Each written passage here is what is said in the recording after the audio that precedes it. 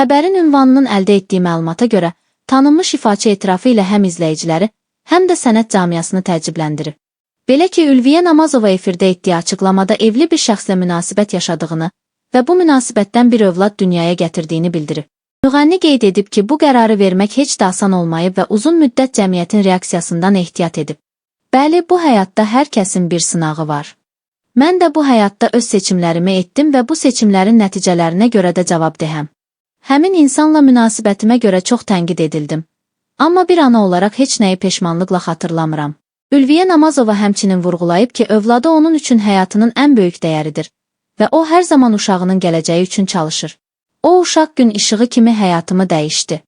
Nə yaşanıbsa artıq geridə qalıb. Mən yalnız irəli baxıram. İfaçının bu açıq etirafı sosial mediada geniş rezonansa səbəb olub. Bəziləri onun dürüstlüyünü və səmimiyyətini alqışlasa da, digərləri bu mövzu barədə ictimai şəkildə danışmasını tənqid edib. Xatırladaq ki, Ülviyə Namazova Azərbaycan musiqi aləmində illərdir tanınan və sevilən sənətçilərdəndir. O, həm vokal bacarığı, həm də səhnə performansları ilə tamaşaçıların rəğbətini qazanıb.